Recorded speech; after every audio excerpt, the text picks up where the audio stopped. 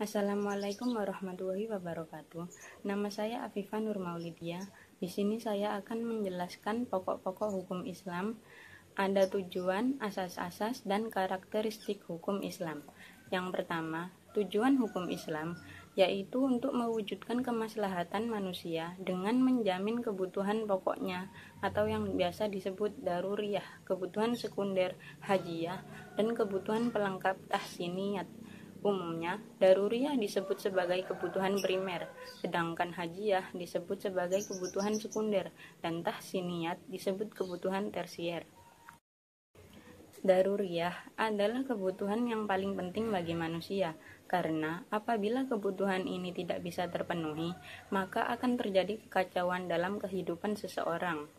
Daruriyah mencakup 5 kebutuhan hidup yang disebut dengan istilah al-maqasid al-khamsah atau disebut juga al-kulliyat al-khams, yang artinya 5 hal inti atau pokok, yaitu hif'ad-din, memelihara agama, hif'an-nas, memelihara jiwa, hif'al-aql, memelihara akal, hif'an-nasl, memelihara keturunan, dan hif'al-mal, memelihara hak milik.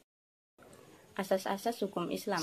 Kata asas yang dihubungkan dengan hukum memiliki arti berupa suatu kebenaran yang digunakan sebagai tumpuan berpikir dan alasan berpendapat, terutama dalam penegakan dan pelaksanaan hukum.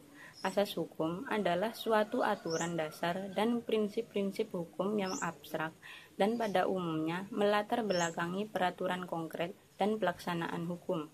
Peraturan konkret seperti undang-undang tidak boleh bertentangan dengan asas-asas hukum. Demikian pula dengan putusan hakim, pelaksanaan hukum, dan sistem hukum, karena pada umumnya asas hukum berfungsi sebagai rujukan dan pijakan untuk mengembalikan segala masalah yang berkaitan dengan hukum. Asas hukum Islam terbagi menjadi 2, yaitu asas umum hukum Islam dan asas khusus hukum Islam. Asas umum hukum Islam terbagi menjadi 5, juga dengan asas khusus hukum Islam terbagi dengan 5 macam.